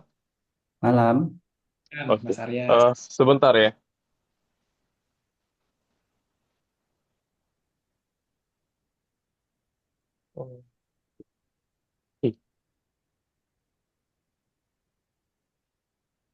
mau nanya sedikit kok. Nggak tahu gimana Ya, caranya open kamera ya. Lupa. nggak apa-apa, Aries. Oke. Kalau emang lagi di jalan atau Oke, apa. sebelumnya saya perkenalkan diri, saya Aryas, seorang construction strategis. Sekarang bekerja di Bali, bekerja sama dengan orang luar negeri, dan sebelumnya terima kasih kok. Koko membahas hal yang orang mulai lupakan, yaitu integritas kayak gitu. Karena yang saya pelajari saat bertemu investor, orang dari luar, mereka itu mementingkan kredibilitas eh, sorry, mereka mementingkan integritas daripada kredibilitas tuh. Kadang kita nggak tahu owner-owner yang memiliki banyak villa, income-nya sudah besar sekali, tapi mungkin pakaiannya lusuh kayak gitu kok. Kadang-kadang orang mikirnya mereka itu kayak tunawisma gitu. Hmm. Dan pertanyaan saya ini kok, benar, saya memiliki dua pertanyaan. Pertanyaan pertama, benar nggak kok bahwa fundamental dari integritas itu adalah kejujuran? Dan saya ingin nomor dua bertanya, bagaimana sih cara membangun integritas untuk mereka yang masih pelajar, masih kuliah, mungkin ke depan mereka memiliki tujuan untuk ke bidang profesional dan bisnis tuh. Itu aja sih. Oke. Ya, jadi fundamentalnya, terima kasih Mas Aries tapi ya untuk pertanyaannya. Menurut saya itu pertanyaan yang bagus banget lah. Jadi dan menurut saya gini, integritas itu salah satunya itu memang bicara tentang kejujuran. Salah satunya ya. Dan kejujuran itu memang sudah menjadi barang yang langka di marketplace itu di dunia ini di Indonesia gitu ya. Dan justru karena semakin langkanya itu, maka hampir semuanya itu kan istilahnya mencari barang langka kan. Semakin langka semakin mahal gitu kan. Jadi memang betul bahwa kejujuran itu bisa dibilang menjadi salah satu yang menjadi poin di dalam integritas. Nah, apa nih yang lainnya? Misalnya gini, melakukan hal kecil yang nampaknya sepele itu juga menurut saya itu poin integritas. Jadi mungkin hanya disepelekan yang tadi dari Mas Ares bilang, wah kelihatannya itu lusuh nih, kelihatannya orangnya nggak meyakinkan. Tapi kita tetap layani dengan baik, kita layani dengan hati yang nggak meremehkan, kita masih do the best. Itu juga integritas, Mas Ares, bukan hanya kejujuran. Nah, bagaimana melatih itu semua? Mulai dari kita, ya entah itu di bangku pelajar, entah itu mahasiswa gitu ya. Salah satunya adalah kita harus punya yang namanya tadi di neurological level tadi, kita harus punya spirituality-nya yang kuat dulu. Itu dilatih itu memang. Nggak bisa itu langsung jadi. Kalau punya mentor, punya coach, itu mungkin jauh lebih baik ya untuk di urusan ini gitu. Tapi salah satu yang menurut saya penting itu adalah diri kita sendiri sebetulnya. Bagaimana diri kita itu bisa mendekatkan diri kepada yang di atas dengan pencipta alam semesta ini gitu kan. Sehingga ketika kita tahu bahwa kita hidup di dunia ini bukan hanya untuk diri kita sendiri, tapi untuk yang lebih besar daripada diri kita sendiri, maka kita akan melatih diri kita itu untuk menjadi lebih eh, tadi berintegritas. Jadi ya kita lah kalau misalnya yang agama Islam ya berarti kan sholat gitu ya. Jadi kalau yang Kristen berarti ada saat teduh. Nah, seperti itu sih latihannya ya. Karena itu kuncinya. Itu Mas Ares. Hmm. Iya kok, saya nangkep poinnya bahwa emang seperti yang penjelasannya itu kok, bahwa integritas itu adalah apa yang kita lakukan dan apa yang kita ucapkan itu selaras seperti itu kok. Yes. Mungkin kalau boleh satu Iya, pertanyaan lagi iya, kok. silakan Mas Ares. Ya, mungkin banyak ya dari experience saya mungkin udah 10 tahun di perantauan di bidang bisnis ya ketemu orang mungkin ini yang orang nggak pernah bahas juga aku boleh nggak kasih masukan ke Koko bagaimana dampak buruknya ego kok karena menurut saya adalah ego itu adalah lawan dari integritas kok merasa menang sendiri merasa paling hebat merasa dengan lain itu seperti Ya, itu. ya, kalau ego itu menurut saya juga satu hal yang menurut saya juga menghancurkan ya. Karena tanpa kita sadari sebetulnya kehancuran itu kan dimulai dari ego gitu kan. Nah,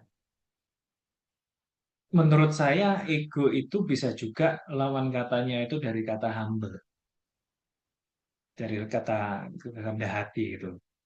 Jadi banyak hal yang menuntut kita itu istilahnya gini, karena kita punya ego yang kuat, karena kita punya rasa ingin menang sendiri, nggak mau memperhatikan orang lain, kita nggak peduli, bukan nggak hanya memperhatikan ya, tapi tidak peduli dengan orang lain, maka kita berpikir bahwa wah ya udah deh, kalau gitu yang penting saya bisa menang, tapi orang lain harus kalah. Nah itu kan ego itu kan kayak begitu kan, egois kan. Ego itu kan egois gitu kan. Nah ya jadi ya sebetulnya kalau disambungkan dengan integritas, ya memang itu justru akan menghancurkan integritas itu sendiri. Karena kan integritas ujungnya nanti kan reputasi kita sendiri yang akan berpengaruh. Karena kita merasa mau pingin menangnya sendiri. Nah itu sih Aries, kalau dari saya ya. Baik, Ko. Terima kasih. Mungkin itu saja. Terima Ya, kasih, Ko. makasih. Oke, oke, sukses selalu Pak Aryas. Terima kasih, Nabil. Oke, oke, next kita akan lanjut ke Isanul, ke Kak Isanul ya. Mungkin eh, bisa open mic. Kak Senjaya Gunawan ada di tempat Ya, kok? Oke, ada. oke. Kak Isanul bisa open mic, Kak? Oke, sip. Oke, selamat malam kok. Saya mau nanya. Eh, tadi kan Koko Ya, jelas betul. tentang cara kita menangkap sesuatu ketika kita terjadi suatu masalah kayak tadi yang dicontohin kan ketika ketika kita gagal, kita nangkapnya itu kita akan sukses, maksudnya kita akan sukses atau kita akan gagal terus gitu kan kok tadi. Nah, pertanyaan saya, gimana cara kita melatih sikap agar kita bisa ke arah yang tadi, yang positif kok?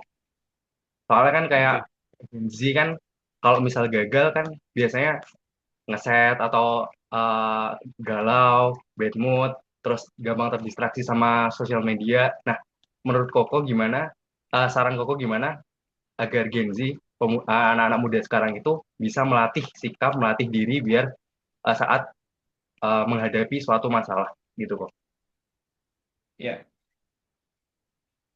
oke. Makasih Mas Rizal Sul ya untuk pertanyaannya. Nah, jadi sebetulnya itu latihannya adalah latihan memberi makna sebetulnya. Kalau di bahasa saya di ilmu NLP itu namanya reframing, Mas. Nah, karena situasi kita itu boleh benar atau salah, yang penting kan respon kita kan. Nah, itu preposisinya. Jadi, kalau kita menghadapi satu masalah, kadang ada satu mantra yang akhirnya saya itu gunakan. Nah, saya bagikan aja ya di sini ya. Jadi, di dalam hati saya itu, saya ngomong nih, kalau misalnya masalahnya tadi ya, misalnya putus gitu kan. Saya di dalam hati saya ngomong, bagus itu. Nah, tinggal kita lanjutin kata-kata selanjutnya. Bagus itu. Berarti saya masih punya kesempatan untuk bisa berkenalan sama cewek lain misalnya atau pasangan yang lain gitu. Nah, itu tips yang langsung bisa langsung dipakai gitu kan. Jadi dan gimana itu? Ya memang harus latihan. Tapi setidaknya ketika sudah ada satu mantra tadi satu kata tadi bagus itu. Nah, udah itu bisa jadi trigger untuk Mas Ilasul tadi untuk menggunakan itu untuk bisa dipakai untuk kalimat-kalimat selanjutnya. Nah, sehingga akan membantu untuk men-trigger kalimat selanjutnya menjadi lebih positif. Nah, itu Mas Lasso. Semoga membantu ya, Mas Lasso. Ya, siap kok. Terima kasih banget kok. Ini sangat manfaat banget sih. Terima Oke, kasih Ya, kok. thank ya. you Kak Ikhlasul Wahono. Sukses selalu ya. Oke. Sekarang next kita akan ke Kak Hamzah Arfah. Mungkin untuk Kak Hamzah Arfah bisa open mic, Kak. Malam kok. Malam, Hamzah. Saya punya dua Kabar? pertanyaan nih kok. Yang Ya, ya. pertama, misalnya kita harus membuat decision atau buat keputusan. Kita tahu nih keputusan ini benar, tapi sangat sulit untuk diambil. Misalnya ada harus yang dikorbankan, itu gimana kok cara mengatasinya? Yang kedua, bagaimana cara mengatasi reputasi yang hancur, tapi bukan hancur karena diri kita sendiri kok, tapi dibuat gosip lah sama orang. Itu aja sih kok. Ya. Oke, mungkin saya jawab dulu yang pertama tadi itu ya. Pertanyaannya kan lebih kepada tadi gimana Nabil yang pertama? Saya ingatnya yang kedua tadi yang gosip soalnya yang lebih seru ya. Bisa diulang yang pertama, Hamzah? Hmm. Yang pertama, kita kan harus membuat keputusan, make decision. Ah, Kita tahu nih keputusan ini keputusan paling tepat, paling benar, tapi ah, sulit untuk diambil kok. Karena mungkin ada suatu hal yang harus dikorbankan. ya. Nah, justru itulah Hamzah yang namanya integritas. Karena keputusan integritas itu tidak selalu mudah untuk kita ambil sesuai dengan judul hari ini kan. Itu justru yang memang menjadi tantangan. Ketika kita tahu keputusan itu benar, tepat, tapi membuat rugi kita, dan itu harus diambil, disitulah integritas. Nah, saya di dalam bisnis juga sama. Seringkali saya menghadapi hal ini. Saya sudah mengucap sesuatu, sudah ngomong sesuatu, dan ternyata itu merugikan saya. Dan apa yang harus saya lakukan? Ya, saya tetap harus melakukan apa yang telah saya katakan tadi walaupun itu merugikan saya. Jadi ya caranya ya kita harus go ahead dengan apa yang kita lakukan, dengan kita apa yang kita sudah katakan. Itu yang pertama. Yang kedua, caranya gimana tadi kan kalau untuk menghadapi gosip-gosip gitu kan. Kalau saya itu percaya gini ya, reputasi kita itu tidak ditentukan oleh apa kata orang lain, Hamzah. Reputasi kita itu ditentukan oleh diri kita sendiri. Bagaimana kita bereaksi, bagaimana kita itu berperilaku, bagaimana kita ini punya etika, bagaimana kita ini punya karakter. Nanti waktu yang akan menjawab. Saya juga dulu ya pada saat kuliah ya mungkin ya pada saat itu, saya juga sering mengalami hal begitu. Tapi pada saat itu mengganggu saya nggak? Ya saya sebagai manusia ya pasti terganggu dong. Nggak mungkin saya nggak terganggu. Bohong itu kalau saya nggak terganggu terkait hal itu. Tapi saya tetap lakukan apa yang menjadi keyakinan saya, nilai saya, belief saya, integritas saya. Nah, sehingga berjalannya waktu, orang akan melihat siapa yang benar, siapa yang salah. Nah, tapi kalau kita terus hanyut di dalam perkataan orang lain, dalam istilahnya orang lain ngomong apa, kita langsung defend, kita langsung kepikiran, kita langsung nggak bisa tidur. Maka yang rugi itu diri kita sendiri sebetulnya.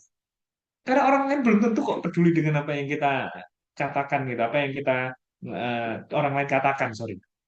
Jadi tetap do our best, tetap apapun yang kita lakukan, ya udah kita punya perilaku yang tetap lurus, garis. Jadi berintegritas itu yang kita lakukan, dan itu yang akan membawa kamu untuk masa depan yang jauh lebih baik. Itu, Hamzah. Oke, untuk Kak Hamzah ada jawaban lagi? Terima kasih kok ya jawabnya. Oke, Ya, thank you Kak Hamzah. Sukses selalu ya. Oke, next kita ke Kak Saugi Amudi. Mungkin untuk Kak Saudi Amudi bisa open mic, Kak? Ya, selamat malam, Coach Sanjay ya. Saya alam. ingin bertanya gini sih. Mungkin orang ada yang memiliki decision yang bagus dan punya integritas yang bagus juga. Tapi dia nggak punya mental yang cukup kuat gitu kok buat ngejalanin decision dia. Itu saran dari Coach Sanjay gimana? Terima kasih. Ya, jadi berintegritas itu memang lawannya itu adalah lawan kata dari populer gitu. Belum tentu keputusan kita yang kita ambil itu akan populer. populis kalau bahasanya ya. Nah, memang orang yang berintegritas itu belum tentu disukai. Itu yang mungkin tadi sempat saya katakan. Tapi kita akan direspek sama orang. Jadi sarannya bagaimana ya? Kita tetap lakukan apa yang menurut kita benar. Sehingga orang lain itu pada akhirnya akan respect terhadap kita. Kita lihatlah banyak contohnya kok di Indonesia ini. Orang-orang yang berintegritas itu ya memang dimusuhin. Terlepas dari contoh ya, ini mungkin saya sebut nama, nggak ada indikasi tertentu ya, misalnya Ahok gitu ya. Dia berintegritas. Dia mengambil keputusan, ya pasti dibenci banyak orang gitu kan. Tapi dia tetap lakukan itu. Nah, pada akhirnya apa? Ya, banyak orang membenci dan lain sebagainya, terlepas apapun ya kasusnya. Tapi tetap orang yang berintegritas itu pasti akan beririsan dengan yang nama lawan katanya, yaitu adalah populis. Jadi, ya tetap lakukan. Nah, apa? Tapi akibatnya, sekarang banyak sekali kan orang yang respect terhadap dia. Karena kita akuin, apapun yang dia putuskan pada saat itu berdampak dan bisa membawa banyak manfaat bagi masyarakat sekitar. Nah, itu sih, Sauki. Semoga menjawab ya. Baik, terima kasih kok. Thank you Kak Sauki. Sukses selalu ya. Oke, kita akan lanjut ke Kak KDAD ya. Mungkin untuk Kak KDAD bisa open mic Kak.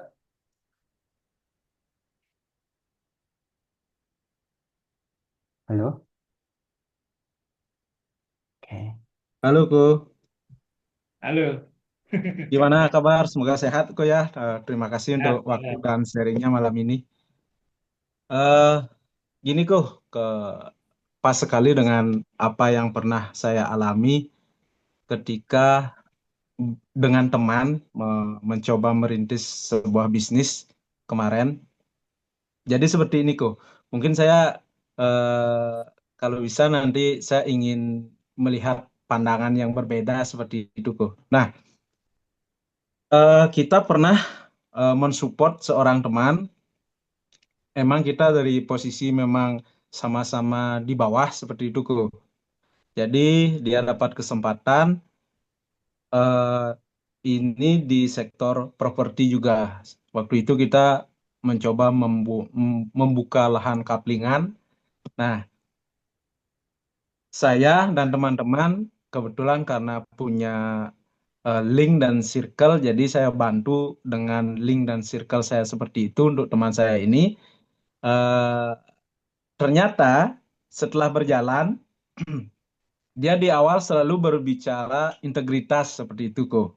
Dan juga orang-orangnya ini seperti yang Coach Sanjaya bilang dari tadi itu selalu menonjolkan dari segi eh, apa namanya personal brandingnya itu dia da, apa ya tadi ya saya tiba-tiba lupa itu kok. Menunjukkan kalau value-nya dia itu tinggi seperti itu. Dia akan istilahnya akan merangkul teman bersama dari segi agamais juga seperti itu kok. Jadi kita bersama teman sepakat, ayo kita bantu orang ini. Ternyata setelah ada investor yang masuk, nah di sana semuanya mulai berubah seperti itu kok. Seperti itu kok. Jadi Ya. menurut Ko Sanjaya, gimana sih dengan karakter orang-orang seperti ini? Dan juga terakhir kemarin saya lihat eh, teman saya masih anggap teman kok, saya nggak mau musuh seperti itu. Dia juga membuat sebuah acara yang membahas tentang integritas. Nah, seperti itu kok lucu sekali. Nah, seperti itu. Saya mungkin mohon pandangan terhadap case seperti ini kok. Thank you kok. Ya, oke. Eh, Memang kalau kita lihat ya, integritas itu kan segala sesuatunya itu kan tidak mudah untuk dipahami dan apa istilahnya gini. Itu barang yang istilahnya itu hanya terjadinya itu di internal, Mas Kadet. Bukan untuk dipamerkan atau untuk digembar-gemborkan ke yang lain gitu kan. Karena bagi saya integritas itu ketika orang bicara tentang itu tentang perilakunya sebetulnya. Bukan terkait dengan apakah dia berbicara tentang itu lebih sering, bukan bicara tentang apa yang dia omongkan itu, tapi perilakunya ke sana nggak? Karena kalau bagi saya, orang yang berintegritas itu sebetulnya tidak perlu banyak ngomong terkait bahwa dia berintegritas. Jadi sebaiknya lebih baik kita melihatnya itu dari perilakunya aja. Karena yang tadi kan bisa jadi orang itu belum terlihat ketika karakternya itu belum teruji. Ya tadi ya contohnya ketika sudah mendapat eh, guyuran uang ya atau investor. Nah, itu karakternya mulai teruji gitu, mulai kelihatan. Dan memang hal itu ya tidak mudah bagi banyak orang ya ketika sudah mendapatkan posisi di atas. Nah, itu makin goyangannya makin kencang. Nah, itulah yang mungkin terjadi ya. Saya nggak bisa ngejudge apa yang terjadi oleh temannya Mas Kadek. Karena kan saya nggak tahu mapnya di kepalanya dia seperti apa. Tapi yang saya bisa lihat itu kadang orang itu diuji bukan hanya pada saat dia susah, tapi dia juga diuji pada saat dia itu juga lagi berkelimpahan. Itu sih kalau dari saya, Mas Kadek. Oke, oke, thank you kok pandangannya. Ya, Sukses selalu kok dan juga teman-teman di BBKA. ya, Mas Kadek. Terima Thank you, kasih. Mas Kade. Sukses selalu ya. Oke, next. Kita ini Q&A yang udah raise-nya udah habis kok. Ini mau lanjut yang sesi yang ada di kolom komentar atau bagaimana? Saya kita mulai dari atas Banyak nggak atau ya? gimana?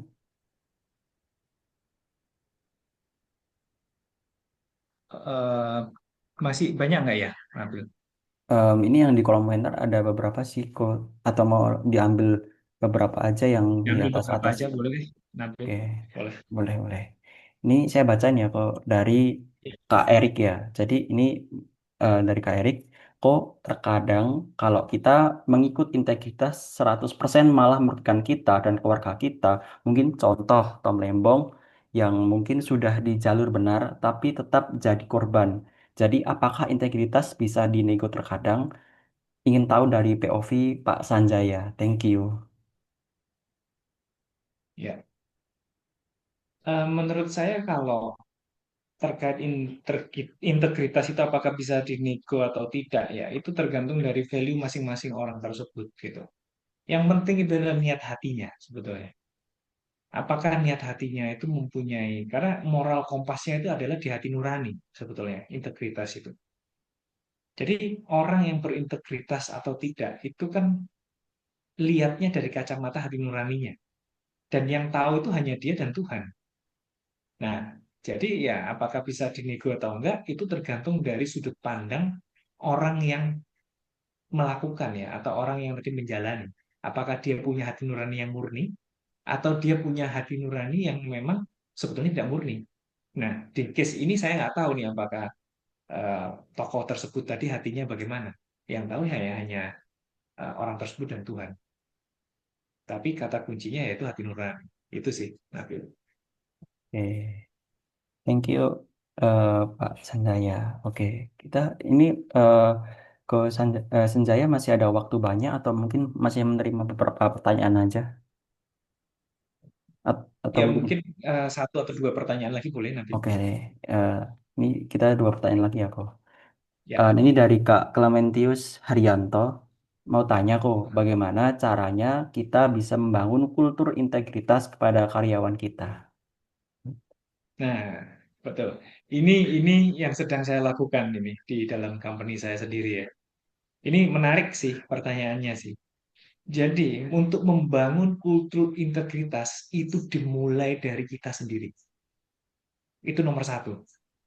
Kita tidak bisa mengharapkan orang lain atau menyuruh orang lain untuk melakukan kegiatan apa untuk melakukan culture integritas tanpa kita sendiri menjadi contoh di situ. Jadi harus yang number one itu adalah lead by example gitu kan. Itu number one. Dan yang kedua apa? Yang penting banget itu adalah kita juga harus merepetisi. Jadi kita harus terus-menerus mengulangi itu, kita terus-menerus membicarakan itu. Entah itu di pagi hari, di siang hari, pada saat kita kumpul mereka, pada saat kita bonding dengan mereka, pada saat kita makan siang, di luar, lagi ngobrol, itu harus diulang terus. Karena kalau nggak diulang, orang akan lupa. Makanya repetisi itu kunci dari revelasi. Nah, dan yang ketiga itu adalah yang menurut saya lakukan itu adalah memberikan reward. Reward bagi orang-orang yang melakukan integritas itu. Sehingga orang itu akan merasa diapresiasi. Reward itu belum tentu dalam bentuk uang. Tapi reward bisa jadi dalam bentuk apresiasi, acknowledgement ke teman-temannya, ke tim yang ada. Nah, itu menurut saya itu akan membangun budaya yang namanya integritas. Orang akan merasa, wah ternyata budaya di kantor kita ini, integritas ini memang menjadi satu hal yang positif. Nah, itu sih. Oke, thank you, Ko. Oke, next kita untuk pertanyaan terakhir ya, Ko. Ini yang dari Wilbert Wibowo. Cara menggunakan integritas untuk delegasi ke orang sampai dapat project dari orang gimana ya, Ko? Wah, bagi saya menggunakan integritas untuk sebagai taktik itu bukan hal yang positif ya. Karena bagi saya kalau menggunakan integritas itu ya kita bukan menggunakan, tapi lebih tepatnya itu ya kita natural aja. Memang kita berintegritas ya kita harus betul-betul tidak ada nurani untuk kepengen satu hal dari mendapatkan satu proyek atau misalnya kita itu ada niatan yang kurang baik sehingga kita memanipulasi orang sehingga oke saya gunakan integritas ini supaya orang percaya nih trust kepada saya. Nah itu udah dari awalnya aja udah salah nih. Nah harapannya nggak seperti demikian. Jadi integritas itu murni dari hati nurani dari kita bergerak, dari value kita, dari nilai spiritual kita, dari nilai belief system kita, dari identitas kita. Jadi bukan digunakan untuk memenangkan ada imbalan ya, ada imbalan karena segala sesuatu itu berpulangnya dari Tuhan yang memberikan kita berkat. Nah, kita hanya menjalankan sesuai dengan value yang kita punyai, yaitu integritas dan biarkan Tuhan yang memberikan jalannya setelah itu. Itu sih, Nabil. Oke, thank you ya, Ko. Berarti ini udah pertanyaan yang terakhir dan kita sudah mencapai penghujung acara ya. Mungkin buat teman-teman yang sudah hadir di acara live sharing BPK kali ini, saya ucapkan terima kasih banyak. Dan mungkin saya mohon maaf juga untuk Pak Senjaya dan teman-teman semua apabila saya banyak melakukan kesalahan ya. Dan itu aja, terima kasih.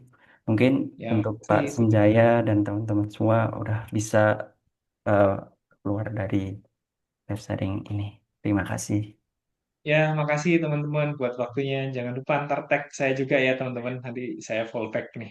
Ya, pasti kok. Thank you, thank you. Thank you. Sip.